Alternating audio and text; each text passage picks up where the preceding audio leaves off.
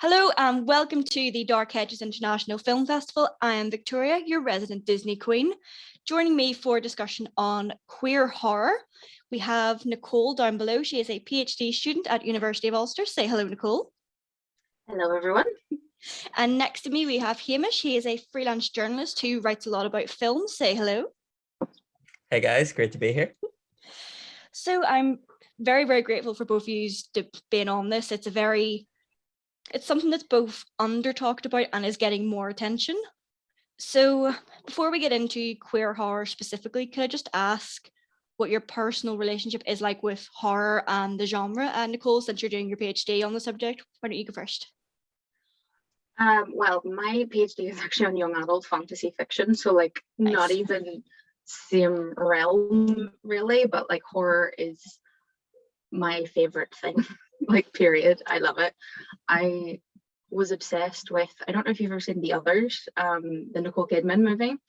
I think I was 6 whenever I first watched it, and it opened a very strange door, and I've just been obsessed with it pretty much ever since. Very strange door that's never closed. Yeah, pretty much. But yeah, I love horror movies specifically, but like anything horror related pretty much. I'm at the cinema like every week. What about yourself, Hamish?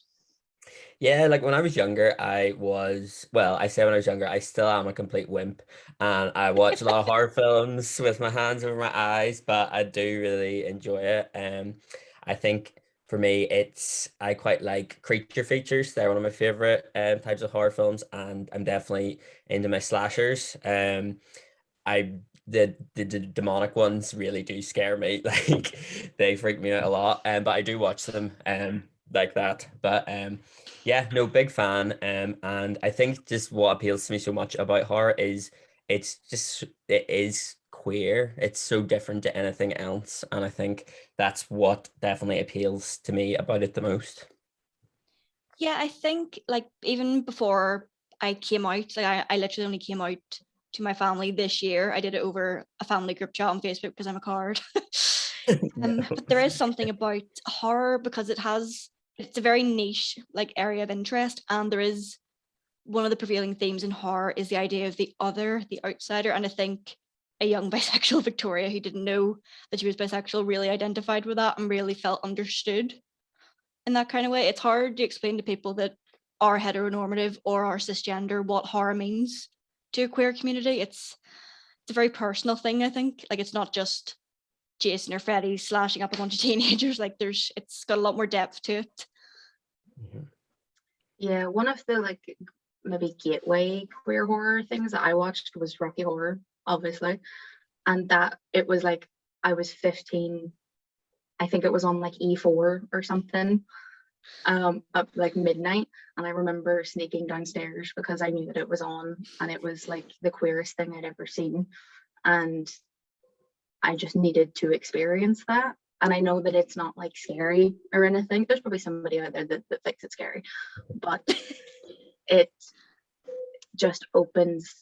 I keep using the phrase "open a door." I don't know why, but it's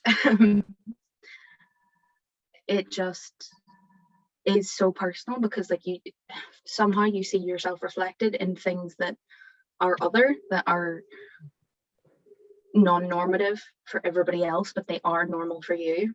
Kind of. It is that kind of safe space, isn't it? Yeah, definitely. Well, that kind of brings us on to, like you were saying, it's something that you felt like you needed to experience. I think the topic of today's panel is mostly going to be focused on Karen Kusama's Jennifer's Body. When it first came out, it was a flop. It did not do well, but in the last couple of years, it's got a big kind of cult following, but especially from the queer community. So if you haven't seen the film, it follows a very, very like peak level Megan Fox as essentially a succubus demon who a band attempts to sacrifice her to Satan, thinking she's a virgin, but she is not. And she becomes this weird demon that has to feed on flesh and blood, and she just takes her anger and her trauma out on the patriarchy, and I am here for it.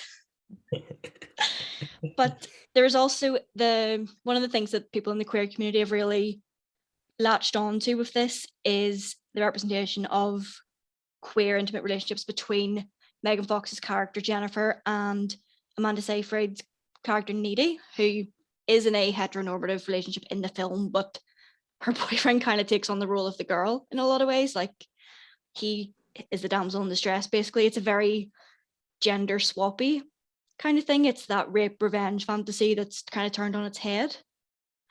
I'll be honest, this is the first time I've ever watched this, so I'm curious. When was the first time you watched this? Like, do you remember watching it? Because obviously it was, what, 10 years ago? Over 10 years ago now? Yeah, it was 2008, 2009. Oh my God, yeah. It was a long time ago.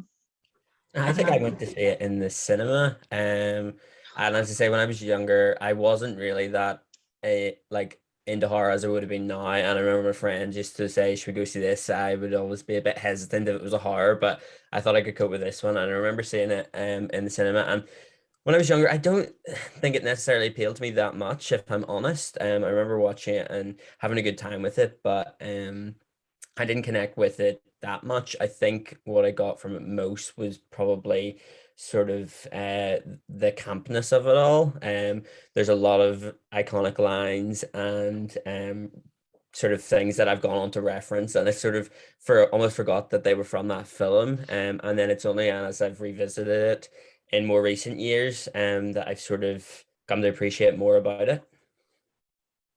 Yeah, I think it has got like a new level of appreciation now, and I think part of the reason it did flop so badly, it is very ahead of its time, and it does have a very specific campy self-awareness to it. Like, a lot of the lines, I didn't realize it was the same. It's either the same writer or the same director. Either way, someone was involved with Juno, and as soon as I heard that, I was like, the humor makes sense. Yeah, it's the instantly. writer. Very specific, quirky sense of humor, isn't it? Yeah, the movie kind of has its own language. Like, there's, like, you know, the way with Mean Girls, you like that's so fetch, kind of like all of that, but like I think the one that's coming to mind is Jennifer calling things salty and Yeah, stuff initially like I was that. like, what does that mean? And then Amanda Seyfried's explaining it to her boyfriend, being like, means he's attractive. And then he says, like, oh, you must be soy sauce. And I was sitting there like, what? Is that a compliment to call someone soy sauce? I was like, what is going on? I was this morning I was like reading a couple of articles for this, and I came across one person who was extremely critical of the movie, but one of the things that they said was that the dialogue was super outdated. And I thought it was a really strange thing to say, because I was like, it wasn't outdated at the time because it didn't exist. Like, these words weren't like in the zeitgeist. Like, they made up a language essentially, like, for teenage girls for the film. And I just thought it was really weird that this person was like, oh, it was really outdated. Whatever, everybody else that I know thinks that it was ahead of its time, and that, like, if it had been released in the last like 5 years, it would have done so much better than it did then. That's really strange. A lot of the articles, like, I was the same as you, because I hate going into something blind, so I did read a couple of articles just to kind of get my knowledge up a wee bit, but most of the articles I read were very positive. Like, there were a couple that covered the poor marketing, which we'll get onto, because it was marketed in a very specific way and not at their target audience at all. I don't think the studio understood at all what the film was trying to do. Yeah. But to say it's outdated, like, it's, like you said, it's kind of like a language onto itself. You can't really, like, would you say Mean Girls is dated? Like, maybe some of the situations, but not like the iconic lines of dialogue. You could throw that into like any Netflix series now, and it would make sense within the context of whatever you're watching. Yeah, I thought it was really strange because I actually, I don't know if you've seen the I Know What You Did Last Summer TV show that just came out on Not Prime yet, but it's on my list. It's interesting. I've only seen one episode, but they, like, it's a similar kind of thing where they, like, not to the extent of Mean Girls or Jennifer's Body, but there is like a specific kind of language that I feel like middle-aged people think that the teens use, and I could feel that they were like trying to do a similar kind of thing and just not quite getting it. So I feel like Jennifer's Body is one of the few things that really got that right. But because they didn't use the language that actually was used at the time, it never feels out of date to me, because it Yeah. has none of it's been used at all, really, unless in reference to the film. Yeah, it gives it a weird kind of timelessness, doesn't it? Like, it's not like, yes, there are bits of it that are very naughties, like the belly tops and the low-rise jeans, but like dialogue wise, it's not really dated, I don't think. What do you think, Hamish? No, I don't think it is at all. I think maybe the one thing that I would say about it, which I thought was quite interesting, was there was very stereotypical like naughties homophobic slurs used, which I did not pick up on the first time, and I think the fact that I didn't pick up on the first time shows how like in tune that was, because there's about three different slurs used before there's any sort of active queerness sort of or before the characters really act on their queerness. There's these slurs, and I feel like that's was sort of, it was very subtle but very well done, and it sort of shows, I think, why their queerness was somewhat suppressed, because these slurs come out and they're so natural, they go unchallenged, no one says anything or bats an eyelid about them. And I thought that that was really interesting, and the fact that I was only picking up on that this time around, I was like, okay, I think that was very well done in terms of sort of capturing that sort of high school language that was associated with queerness. Yeah, I mean, it is like you said, the way that they say it, it's not. It sounds stupid, but it's not meant with malice, but it's not in a positive way either. It was just part of the language. Like, even my partner, he went to an all boys school, and it was just a thing to say, "Oh, that's gay." No hatred behind it, but it was still used in a derogatory sense. Whereas now, I feel like they would be called out on that now. Maybe not in his school, I don't know, but like I would call him out on stuff like that. Like, there's other words you can Yeah. use. Like, especially as a Mhm. bisexual woman, I'm like, right, I am here. Like, Mhm. ah, Yeah, no, it was the exact same thing at my school, and probably like I definitely still know people that would speak that way. mhm. Unfortunately, I obviously wouldn't let it slide, but like you could tell that they're the kind of people that like would use all of that language if a queer person wasn't in the room. Mhm. Um, I completely lost my train of thought there. No, it's awkward because it's like, it's not, they don't mean it to be harmful or to be nasty, but there was a saying that came out, especially around when the Black Lives Matter was gaining traction again. It was, there's a difference between intention and impact. And that Mhm. saying has stuck with me because Yeah. that makes so much sense. No matter what way you intend something, the way it impacts someone, like their reaction to that is not invalid just because you didn't mean it. Their Mhm. reaction is valid. It has meaning. Like, you can't just say, "Oh, it's just a joke," because it's not a joke to them, and you need to acknowledge that and understand that. And I think with Jennifer's Body, especially bisexual and lesbian relationships, I think gay relationships were becoming more of like a mainstream thing in 2009, 10, because you had the likes of Modern Family having really like not just positive representation for gay men, but like normal representation. Yeah. They weren't othered, they weren't sexualized, they weren't like put on a pedestal. They were just two men that happened to be in a relationship with each other. It wasn't like a big thing that they were gay. Mhm. Whereas, like, I think, doesn't someone say Needy's a lesbo or something? Like, she's lesbo for Jennifer or something, and you can They kind of call her see her like, lesbian, That's the yeah, gay. which I a think is lot of hilarious. words. Yeah, it is. Oh, Like that I would is, definitely oh, call my friend that. Like oh, obviously in a joking way, but like you could have Mhm. lifted that like straight out of Juno. Like, yeah. this writer has such an amazing sense of humor, like completely under herself. Sorry, Mhm. And Jim, you have it's to so get it. Sorry. funny Ah, because sure. Go lie down. Go lie down. Sorry. I don't want him and it's crying like just on the audio. Go on ahead. no, my Sorry. dog does it all the time, like constantly. Um, but I was trying to find out if either Karen Kusama or Diablo Cody have talked about like being queer or anything, and neither of them have, which I maybe they are just straight people that have like a lot of queer friends or just are thoughtful and intelligent about these things. But there are, I don't know if you've seen Tully, it has Charlize Theron in it. Yes, It's yes. it's fine. But Diablo Cody also wrote it, and you can hear the voice there. And Mhm. I think that character is bi in the film, and she's married to a man, but her previous relationship was with a woman. And I just thought it was interesting that that is kind of a thread through a couple of Diablo Cody's films. But it felt to me like there was a sensitivity to the way that she writes those things, even though, like, I feel like most people would not watch Jennifer's Body and think that's extremely sensitive to the queer experience, but um, it it is to me anyway.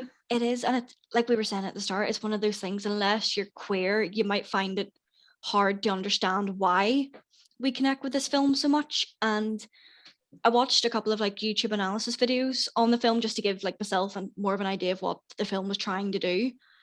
And something I didn't pick up on when I watched it, unlike the marketing, it's not filmed in like an exploitative way. Like Megan Fox owns the camera doesn't own her. Or even when Jennifer, I think it's her first kill, when she's swimming in the water and she comes up and it's really like slow paced, and it sounds really crass, but you're expecting to see a tit at some point. But it never does that. It shows her legs, it shows her shoulders. She completely owns it, and then it cuts to the next scene and she's fully clothed. Mhm. And all the marketing was aimed at Mm. teenage boys, and this is not who straight teenage boys. That is Yeah. not who this film was for at all. And I don't think the producers in the studio understood that. And then they were so angry at the director when it flopped, and they blamed her. And she just kept saying to them, that's not what the film is. You completely missed the point. Which is why I'm glad to see it is getting more of a cult following now. Mhm. Even one of the And yeah, articles, oh sorry, Hamish, go ahead.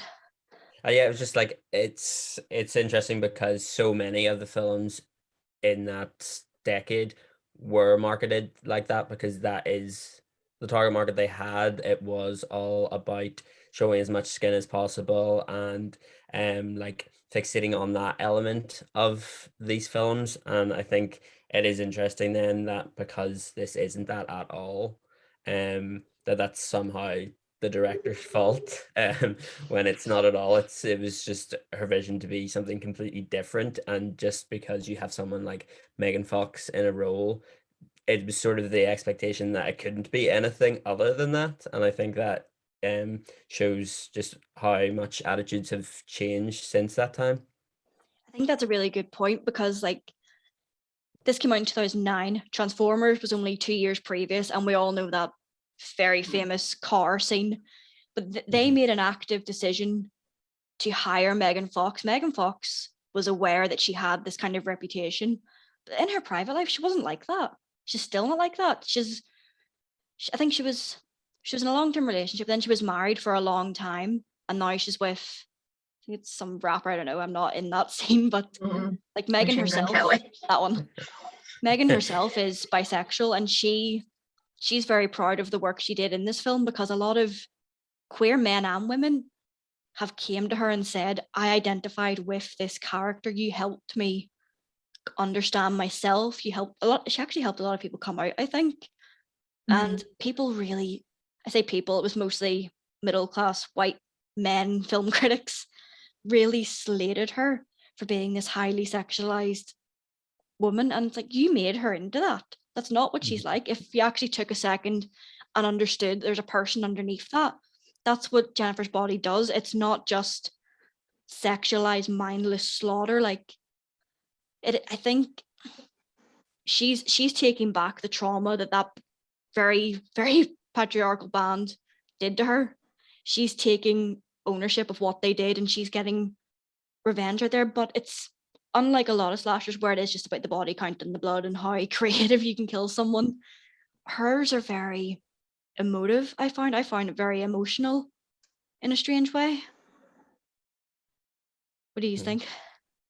Yeah, I think there's like that you would expect, like there's characters in it, and when you're watching you're like, oh, they're gonna die, they're gonna die, they're gonna die, and they don't, because it wouldn't make any sense for this. And I think that's interesting because it's like you say in other films like this, it's all about the kill count, and like I just don't think that's what it was going for at all. And it's like you say, it's emotive, and you see each kill is sort of, it's not, they're not quick, they're not just racking them up. There's intent behind them, and you can really see Jennifer's character and why she's doing it and everything like that in it. So I think that part of it is, it's very well done because it doesn't do what you expect it to do from the marketing again. Mhm. Like it goes back to what Nicole was saying. It's very like you can tell the writer and director are sensitive and intelligent to the female experience, not just the queer experience, but just what it's like to be, especially back, because 2009-10 was a very strange period for everybody. Like looking back on it when I was in school, I would, if someone would pay me £1 million to go back, I wouldn't. It was a very odd time, but they really understood, I think, the intimacy of female friendships and being comfortable enough to explore your sexuality with a female friend in a way you couldn't with a male friend, or if you're a gay man, in maybe a more aggressive, forward kind of potential like sexual partner. I think one of the bits that I actually found really lovely, because before I watched the film, I did read a couple of articles and it kept mentioning the kiss scene between Needy and Jennifer. So I was expecting this like essentially pornographic like kissing scene, but what we got is actually like you were saying, Hamish, there's intention behind it, there's emotion. It's not at all what I was expecting. It's very intimate, and there's not even a musical score or anything. Like you would expect it to have like, again, porn music, but it's very relaxed. And one of the articles said it was the first time she had seen queer women who, one, weren't sexualized, and two, weren't the butt of a joke, which I think is really important. Would you say Jennifer's Body is intentionally a positively queer movie, or has our community kind of latched onto it because we don't have much else? It is a hard question. I personally, like, I connected with it from the first time that I watched it, and I had actually seen. I didn't watch it for a long time, I think because of the reputation that it has. But I had seen the kiss scene on YouTube because it was one of those things where, like, whenever you're a queer kid, you are Megan Fox, Amanda Seyfried kissing. It's a thing you type into YouTube. But you do, even from that, you assume, even though it's not sexualized really, as you were saying, you assume there's going to be something more, and potentially something more insidious, not necessarily in terms of the horror or anything like that, but like you assume that you're maybe going to come away from it feeling a little bit icky as a queer person, and I never did. It was something that I thought was amazing. As I said earlier, like my introduction to queer horror specifically was Rocky Horror, so like the schlocky, campy weirdness is one of my favorite things, and it's still like I love the weird like 70s vampire horror movies, like all of that. Like, oh yeah, they're very queer. And they're a very specific kind of film. Oh yeah. So like they're not like, they're obviously quite different from Jennifer's Body, but they're not a million miles away of the campy silliness and the weirdness. And I come away from it feeling like there was definite good intent behind it, and I respond to it positively. I have shown it to people. It's actually quite strange because I've shown it to straight people who watch it and think, oh, some of that's a bit potentially problematic. And I have had straight female friends who think that the kiss scene is really sexualized, but then every queer person that I know loves it pretty much and thinks it's great. And it is quite strange that to me that the straight people that I know are more concerned about those things Yeah, it's than weird. the It's queer kind of people. like they're offended on our behalf because Yeah. I don't think it comes from a bad like place. I think they're trying to understand and they're trying to empathize with our experience. And as much as they try, we appreciate their compassion and we appreciate them trying to understand, but they will never understand. So we are never going to see queer representation on screen the same way they do. Yeah. There is a definite fine line between something being a bit dodgy and the like campy satire aspects of something like Jennifer's Body. And I guess maybe that can be difficult for them to decide which line or which side of the line it falls on, I guess. Yes, it's an awkward one. Like even using Jennifer's Body as an example, it is, again, if you say Jennifer's Body to a queer person, they're like, oh, I love that film. But if you say it to a straight person, they're like, oh, do you like that? And it's like, you don't have to tread water. It's okay. Oh, I know, because I feel like I think I've experienced people who think that it's not good representation because Jennifer does all these despicable things and it's so violent and it's so like gory and it doesn't hold back, but that's not because of Jennifer's queerness. no. That's because she was sacrificed to Satan without being a virgin. That is where the evil comes from. And I think there's a misunderstanding there that because she is queer but also a villain, that it's bad representation, because that is a trend in horror films Yep.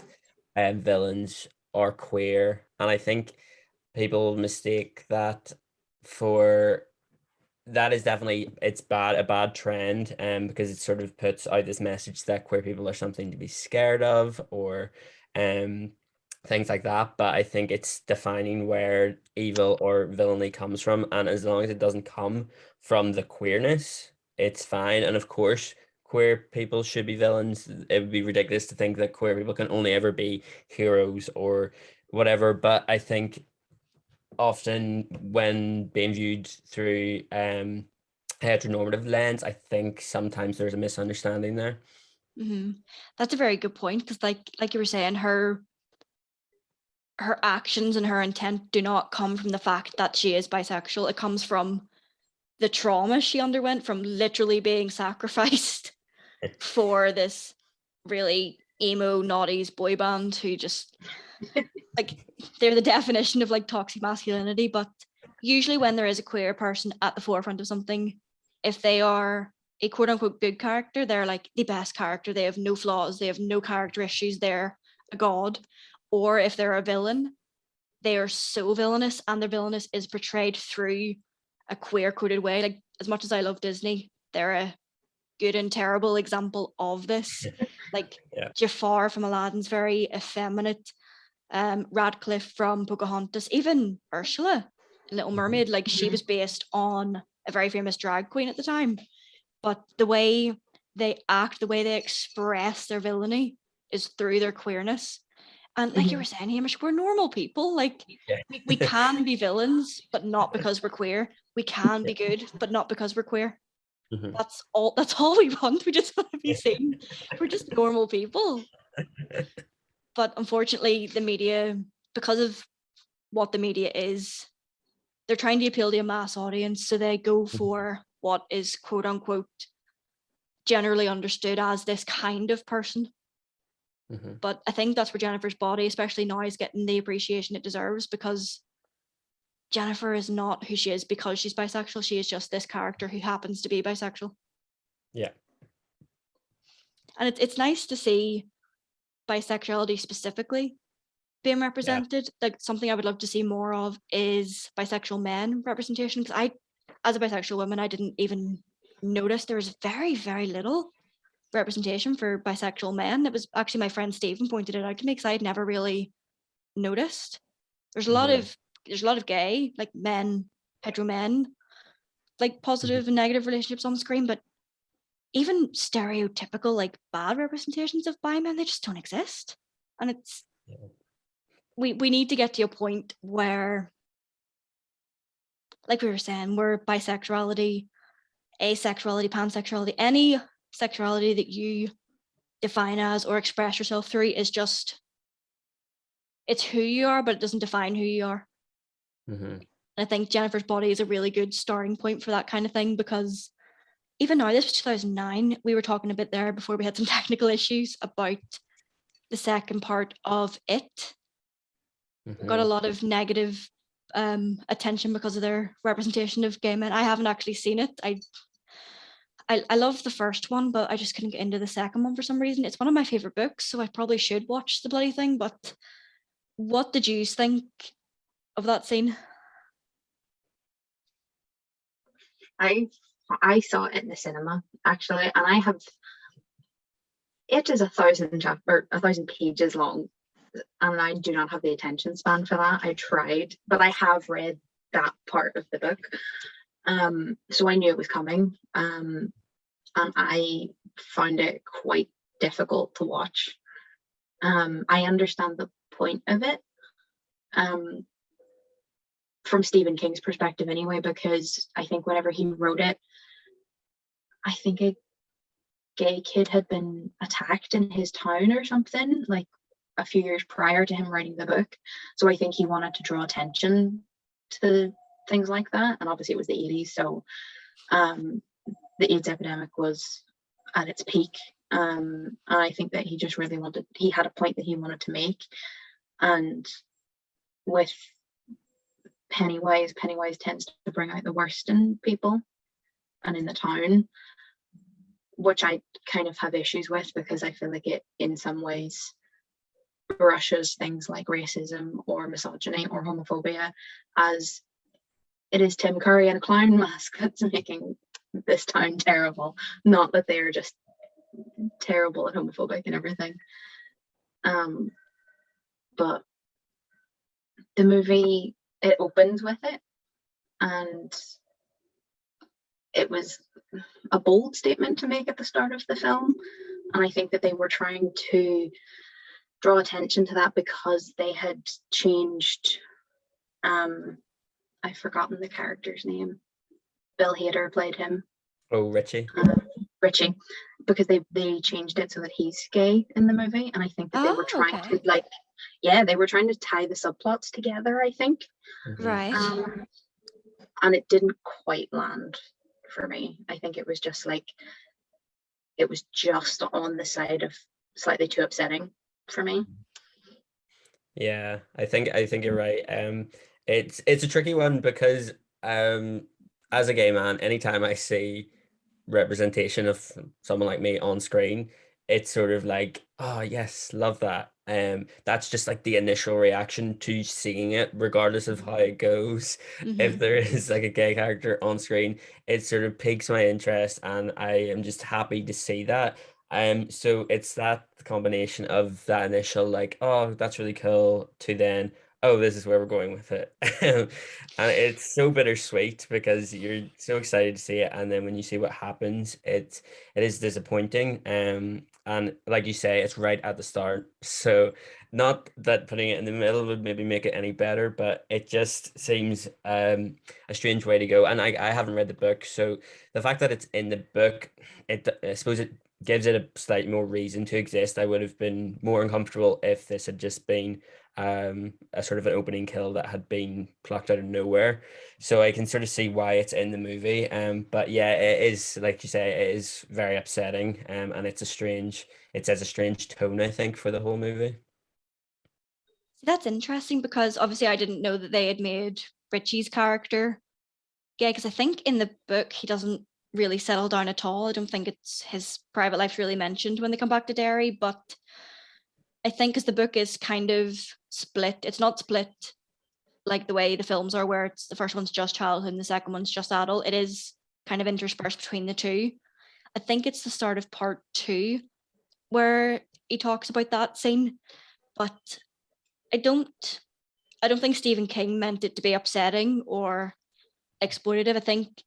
I actually think a big part of it was showing that anyone could be a victim of Pennywise, regardless of who you are.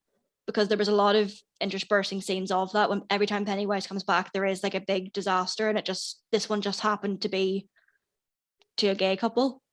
Because I think it was at a gay bar actually. I haven't read the book for a couple of years, but I think one, like Nicole was saying, he was trying to show that people are targeted because they're gay, but they also can just be targeted because they're there. It doesn't have to be like a hate crime. Like, again, we're normal people.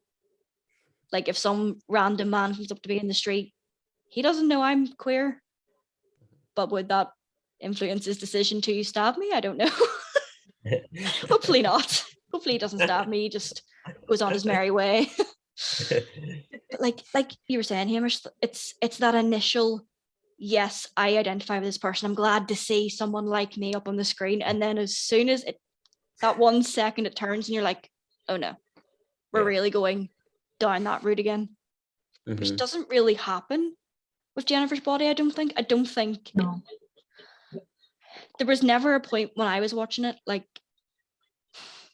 I'm not gonna lie, I didn't think it was overly queer. I thought it was very empowering. I thought it was very feminist. I think maybe it's because I've come to it so late. I'm 25, so it came out when I was 13. My maths is terrible, but I would have been like a teenager. So maybe I would have appreciated it more back then. It's hard to know. Like, do you think you would have had a different opinion of it if you came to it later? I think considering how like attitudes towards it have shifted a lot in the last couple of years, I think if you've never seen it before, and you've heard all of this press and all the articles about it being like a queer feminist masterpiece and everything, I think you probably do come into it thinking, oh, it's probably going to do this, this, and this, and then you watch it and there's like lesbian gay jokes and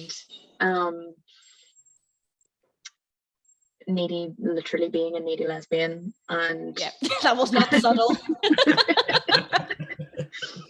and the kiss and everything, and then that's kind of it. And I do think I know a lot of queer women that had like a very similar, like extremely intense relationship with a female friend that wasn't necessarily romantic, but it wasn't quite friendship either. And I think a lot of us kind of identified with that, even if it's not textual. Well, it is textual because they make out, but it's not textual compared to like a lot of heterosexual stuff. So I do think it would make a difference if you had never seen it, like you hadn't, and came to it now and thought, oh, there's a couple of little things here and there, but it's not like considering we just had Fear Street came out over the summer, and it's extremely gay.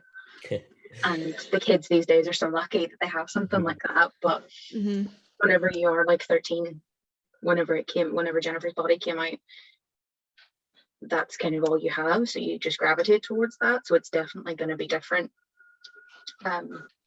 seeing it in 2021 for the first time. Yeah, no, that's a good point, because like we've talked about the marketing and who the film's actually for, and how it has been reclaimed and like upheld as this empowering queer love story, which it is and it's not. So I went in with these very like juxtaposed expectations of typical Megan Fox Transformers who just happens to be killing boys. I do love that line. You're killing people. I'm killing boys. Such a like quotable line. But like I went into it with such specific expectations, and like even though the film is arguably aimed at someone like me, I was still surprised with the direction it went, which was interesting. Hamish, I'm curious, just since you're our fella here, put you on the spot.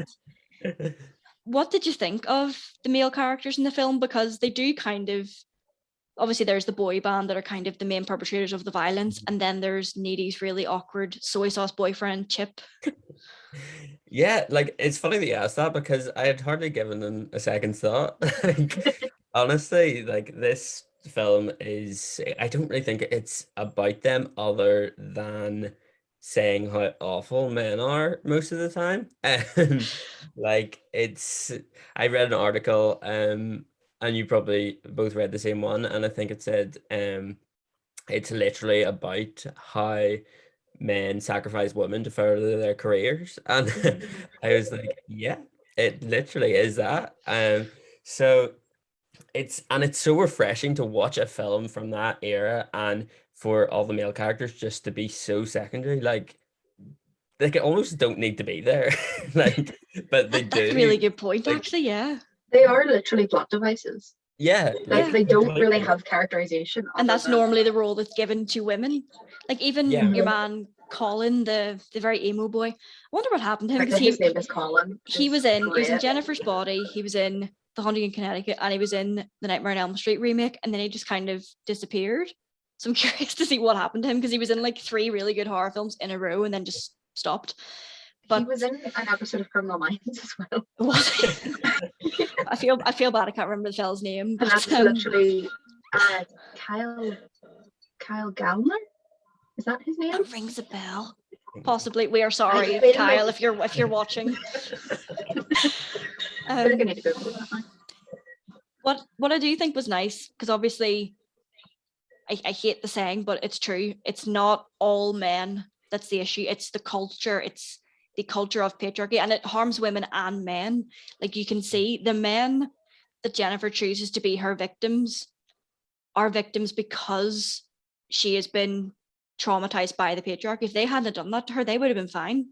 Because obviously that's a very overt kind of metaphor. It's very obvious, but I think it's important to show that it's not individual men that are the issue. It's the culture that surrounds them and the pressure that's put on them and the different kinds of pressure that men expect and get from each other, especially in queer communities. There's a very like set expectation that if you're a queer man, you have to act in a certain way, or you have to appear in a certain way, or go with certain kinds of people. Yeah. And that's just not true. Again, everyone is just a person. Like, Yeah. I keep coming back to it, but I do think that's what the film done very well. It's both very realistic in the way it humanizes people, but it's also camp and self-aware and calls attention to these shitty stereotypes that only exist because of films like this one. The film is weirdly intelligent, but like if you came to it with no expectations, would you think it's intelligent, or would you be like, this is nonsense? Well, that's the response I think I had when I watched it in the cinema the first time, because I was going, what I had to go off then was a trailer and what people have been talking about. So I was going in with that marketing Megan Fox movie vibe. So I watched it, and I didn't really think much more about it because that's what I was told I was going to see. And then it's only from seeing it now, all these years after, when I've explored my queerness, that I can then relate that to what's in the film. But back then, and that's probably because I'm a gay man and that's not explored, and I think, but certain queerness is, so I can still relate to it, but I don't think as strongly as a bi woman would. And from what I've read, that seems to be the experience, and I think that makes sense. So I can now appreciate its queerness, but at the time it didn't do anything for me in terms of my queerness. But now I can see that and relate to it and sort of work out why things work now when they didn't back then. That's an interesting point, because there is a sense of community with queer people, but there's also nuances because there are so many ways that you can identify and express yourself. Something is going to resonate more with someone else as opposed to yourself, and that doesn't make it bad or wrong or good. It's just, it is, and that's how you've reacted to it. Like I wish I liked this film more than I do. But again, I was going in with that expectation of, it's not a Megan Fox's hot film, it's a trailblazing queer love story, and I was watched it going, are they ever gonna get together? Like I did think it was more about like the very unique intimacy of female friendships. And even watching it, I kind of, if you've ever watched the original The Haunting, based on the Shirley Jackson Haunting of Hill House, Theo is queer coded as a lesbian in the book and the film, but because it was the 60s, you didn't say it. but the way it's portrayed is they're very intimate, they're very close, like very quickly. And it's because they're both women. And I think Needy and Jennifer kind of have that dynamic. And it was interesting to see people explore that, because teenage girls are just shot on at every opportunity, no matter what they like, how they dress, how they look, what they do. It's never good enough. There's no depth to it. Whereas this was like, no, girls are people too. They can experience friendship like at deep levels the same way guys can. And I think in 2009, that kind of intelligent understanding was lacking. So I don't think people got it. Like, even trying to think of what was popular in 2009, and Twilight keeps coming to mind for some reason, because I think New Moon came out in 2009. But it was very heteronormative as it was back then. So maybe that's why it flopped, partly because of the marketing and partly because people didn't understand or didn't have the knowledge to understand. Whereas now people are like, I feel queer people are kind of unintentional advocates for the fact that they are queer, because we kind of have to fight and justify and be like we can't just exist. We're constantly aware of, what am I going to say if someone asks me A, B, and C? I feel it getting very deep here, because I don't talk about this that often. Even Jim, our lovely editor over at Banterflix, he had messaged me asking if I wanted to host this panel because he didn't feel like it was his place. And I tried to say to him, like, you can host if you want. Like, it's not about that. But I also appreciate him going, right, bisexual representation is lacking. Why should I, a straight white man, host a panel about it when I have a bisexual woman on my team? And I really appreciated that. And even with like Megan Fox herself, bisexual, like that's important to have someone who is actually of the sexuality they are playing. Yes, to a certain point, actors can play different things, but it's important not only to have that representation in fictional characters, but actual people of that sexuality portraying that on screen. I think that's why Sarah Paulson means so much to me, not only because she's a very amazing like actress, but because she wants to play queer women on screen. She makes a point of doing that because she herself is queer and she knows what it's like to kind of be marginalized. Sorry, I went on a big rant there. No, it's good stuff. Oh God, just my partner, God love me, he's very blokey, he's a very like heterosexual, all boys school, loves his football.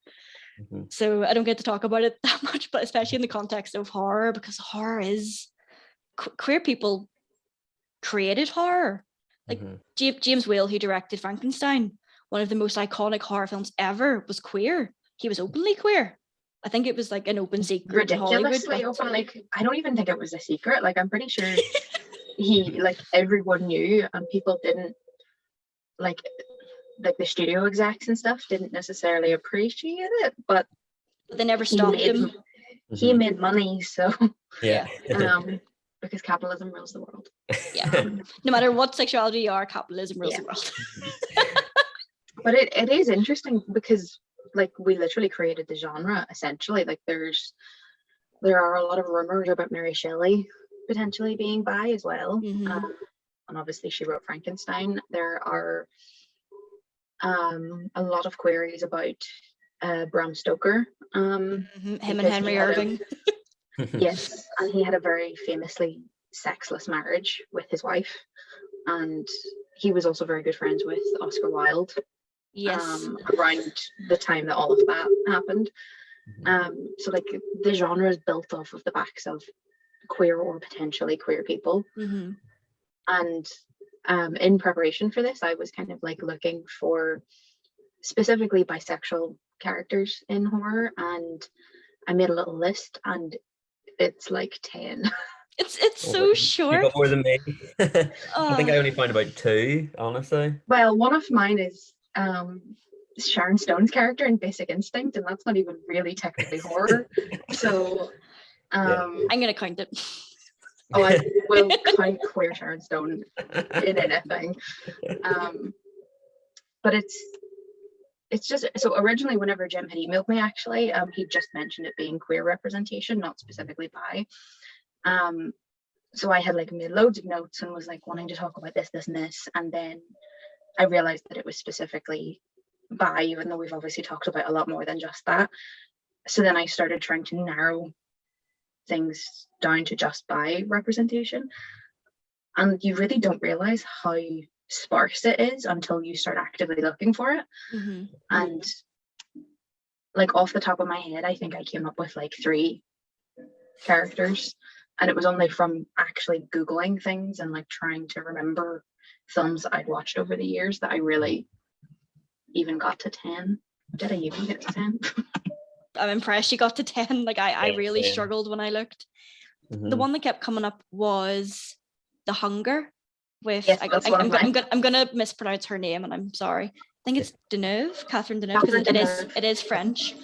But like you were saying, like horror's built by queer people. There's questions about Bram Stoker's sexuality, but vampires themselves, obviously Jennifer's Body is a kind of like succubus vampire kind of thing. But a lot of vampires, men and women, are very queer. Like we have the lesbian vampire Carmilla from Joseph Sheridan Le Fanu. Dracula himself seems just, he'll go with anyone. There's Yeah. Anne Rice's series, like that is the most homoerotic thing I have ever read in my whole life. And I love it because, bit crass, it's not shoved down your throat. These characters just are who they are. They just happen to be queer. And their journey isn't shaped by the fact that they're queer, but it is informed. And I don't even think she did that on purpose. I think that was just what the characters were to her. And I love that, because Anne Rice's son, Christopher's gay, which I don't think I knew that. I didn't know it literally until about 3 hours ago. Because I follow her on Facebook, but I don't think she does it herself. It must be like her PR team or something, but they were promoting Christopher's new book, but he's doing a series of like intimate, erotic, sexual kind of stories about gay men, because it's just not a thing. But it's good to see somebody. Exactly what Anne Rice's son would do. It's good to see, like, I don't think he got like published off the back of being her son, but it's good that he has someone with her platform promoting it in a positive way, unlike J.K. Rowling, which still makes me sad. I don't, because I adore Harry Potter and it makes me very sad and angry. I don't think it comes from a place of hate. I think it comes from a place of ignorance, misunderstanding, and fear. And I hope she eventually changes her mind. But I think stuff like that is very hard for queer people, like something that we've grown up with, something that we identified with. Like Harry Potter is known for being, like, there's been scientific studies that show kids that grew up reading Harry Potter are more compassionate. And then for someone like J.K. Rowling to come out and completely alienate an entire part of our community, it's really sad to see. Did not expect us to be talking about Harry Potter, but I'm just on a very Jim style ramble here. I've written on Harry Potter, specifically the J.K. Rowling stuff, with it in my PhD, so it's on my brain constantly. Every single time she does a new thing, I'm just like, please shut up. Yeah. Enough is enough. Just don't tweet. She doesn't help herself. I think one of the things that people kept comparing it to, like her Defenders when it came out, was like, oh, you read H.P. Lovecraft and he was racist. How can you be okay with that and not what she says? But the difference is, H.P. Lovecraft is not only dead a long time, but he didn't have any real clout or influence when he was alive. J.K. Rowling is an influence on so much to do with culture, even local politics. She's very involved with Scottish politics. Like her beliefs are actively damaging and putting the lives of trans people in danger. That's the difference. And that's what people don't get.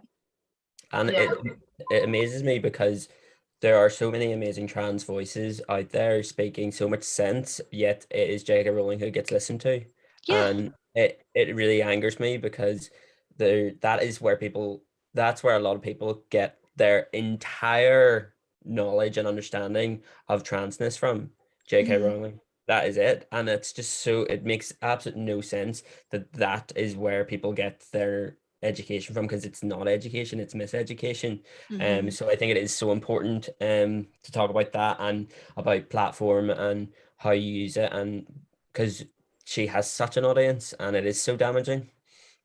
It is, and it's sad.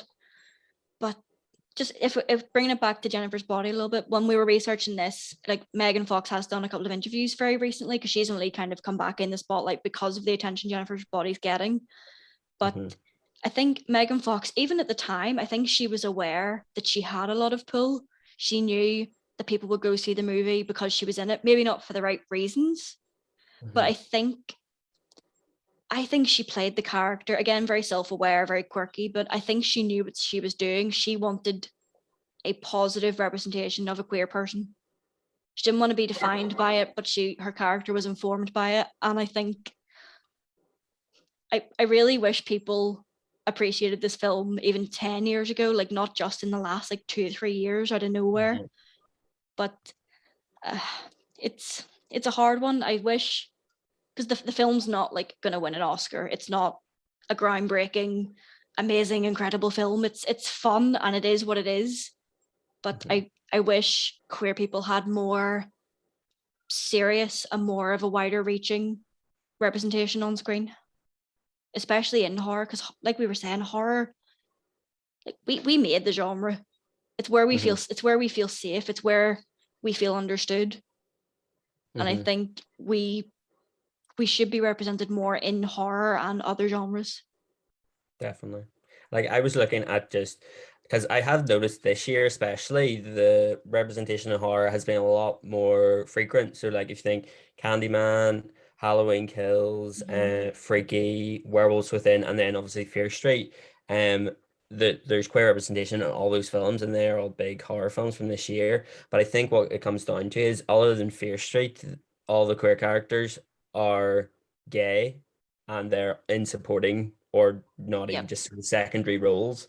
So I think this is where the issue comes. Like, it is getting better and we are seeing more of it, but the quality needs to be better, because if we're just constantly putting gay men, and more often than not gay white men, in secondary characters, and that's it, so that's the only people who get a look in a secondary role, that just shows how far that we still need to come.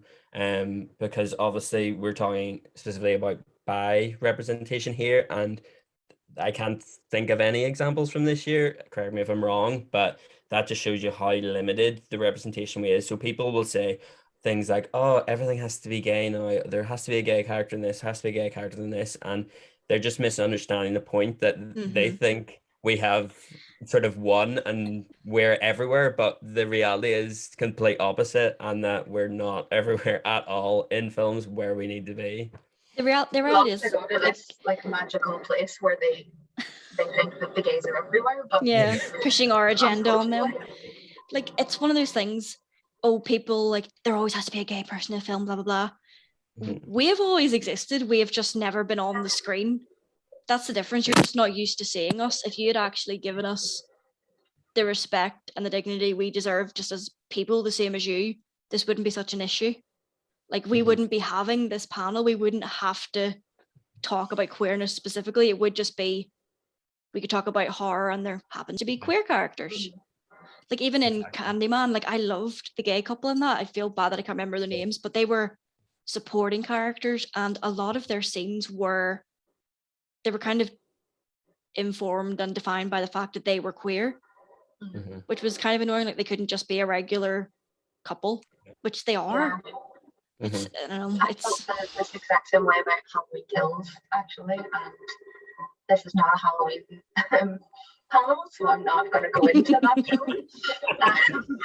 But I felt like I felt really uncomfortable in the audience watching that, especially like in Northern Ireland. There's still a lot of we have a long way to go. People, just for anybody who hasn't, no spoilers, but everybody dies in Halloween Kills. It's literally called Halloween It's in the name. Yeah. But the camera like pans over a photo of the gay couple, like with one lying down on the other one with his head in his lap, and some people in my audience laughed. Yeah, same. Because the gays are so hilarious that whenever we lie down, it's really funny. But I found it so uncomfortable, and like if I knew David Gordon Green was straight anyway, because you can tell. Yeah. But it is definitely the problem of we are secondary characters and we don't get to tell our own stories as often. And I don't know if either of you are a fan of the Chucky movies in any Oh yeah. capacity. I love Chucky so much, and the writer slash creator of Chucky is a gay man, and he's written every single film in the franchise, and he's writing and directing the TV show that's just started last week. And like the first 3 entries in that franchise, like there's not really any queerness in it at all. And then from like Bride of Chucky onwards, Don Mancini, the writer, said that like he started to, whenever he got more creative control, started dipping his toe into putting queer representation in. And that was Bride of Chucky was 1998-ish, late 90s. And he's now writing and directing the TV series that just started last week. And it's fronted by a 14-year-old gay kid. He has a crush on another kid who I think is gay, and he's black. And what was the other thing? Spoilers for anybody who hasn't seen like Cult of Chucky or anything, but Chucky's now in a woman's body. And Interesting. Don Mancini has said that they're going to go into like what that means for Chucky to be somebody who presumably identifies as a man, But looks like a woman. Yeah, and That's people brilliant, perceive yeah. him as a woman, and he's attracted to women, and like his girlfriend Tiffany doesn't have any problem with him being in a female body, or being perceived as female, so she's presumably bi. And I think that franchise kind of maybe exemplifies where we want to go, maybe not where exactly we have gotten to, because I don't think anything else is quite as good as that. Yeah. But not that Chucky is the pinnacle of representation. Here, Did we'll not take what we expect can Chucky to get. come up.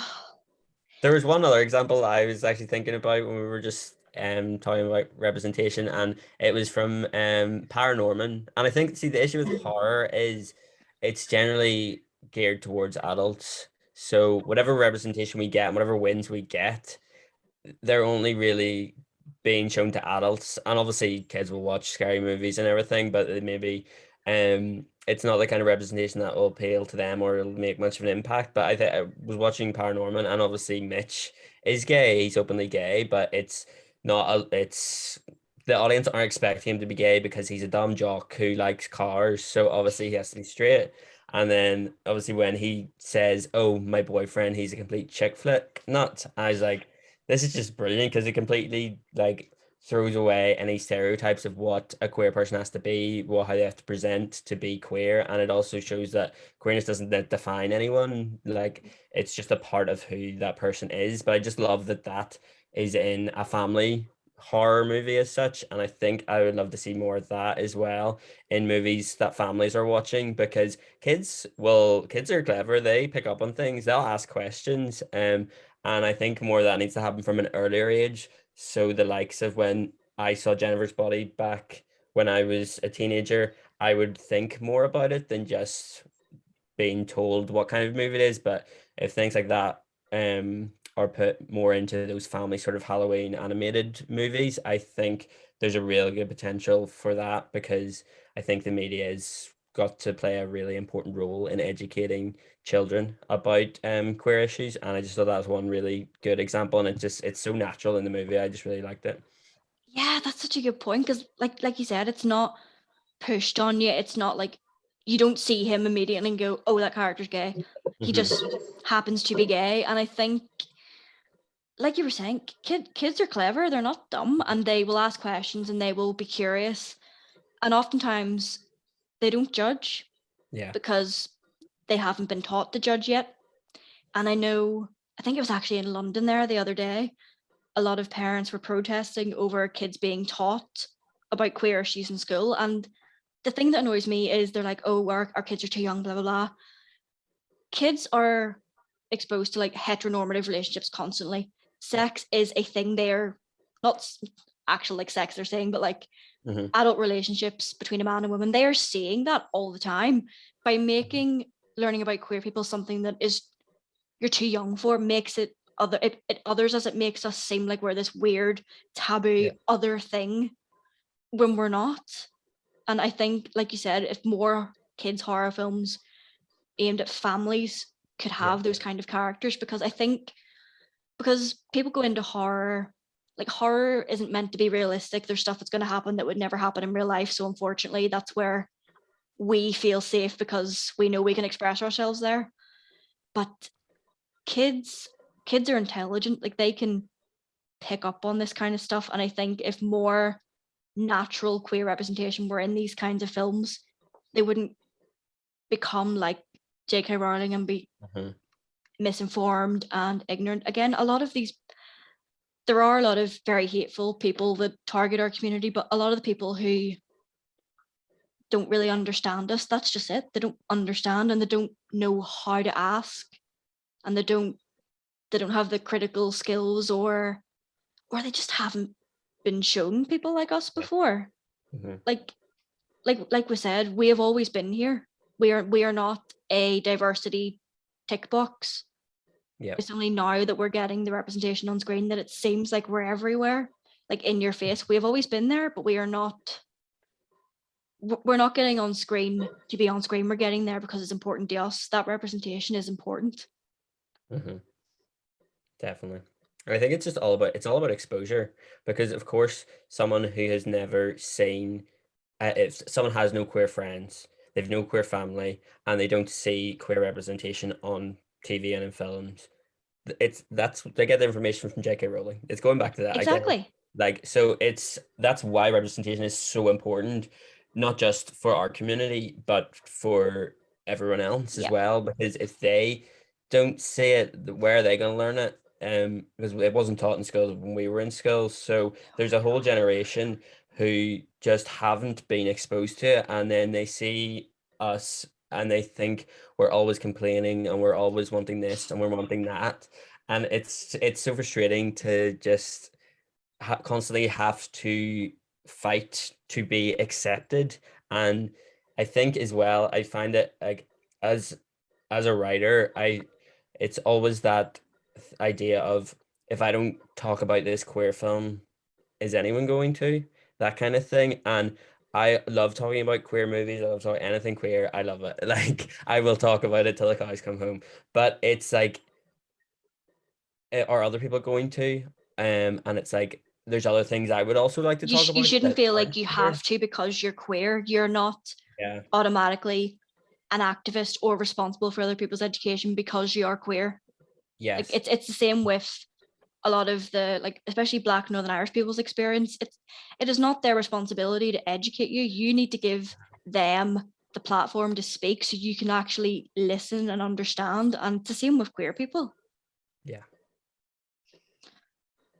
Well, I think we got quite deep there and quite proud, considering there's very little bi representation on screen, but hopefully that'll change in the next couple of years. Like, I do think we are getting better. It takes a long time. A lot of what's on screen is dictated by old white men in suits over in Hollywood. So the more kind of independent films that get into the mainstream cinemas, I think the more that happens, the more we'll be on screen and the more it'll be normal to see us on screen, and it'll not be a big deal. Oh, well, I think we'll wrap it up. Thank you both so much. It's so nice just as a queer person to be able to sit and talk about this stuff and not feel like I have to explain it to you or that I have to hide how I feel or how passionate I am about this, because it matters to me and it matters to both of you. And it's important to, unfortunately, it is important to talk about this stuff until we are seen as normal, regular people who deserve respect. This kind of stuff, unfortunately, we have to talk about it and get ourselves out there. So thank you both so much for talking to me tonight. No problem. Thanks so much for having us. Really appreciate it. And thanks to Jim, obviously, for letting us have this platform, because it's very important and it's nice to have queer allies. Yes, Jim, honestly, thank you so much for giving us this whole panel to ourselves to talk about queer horror, because how often do you see this outside of like academic circles, realistically? So thank you very much, Jim, for thinking of us. All right, well, we hope you all enjoyed it. Bye.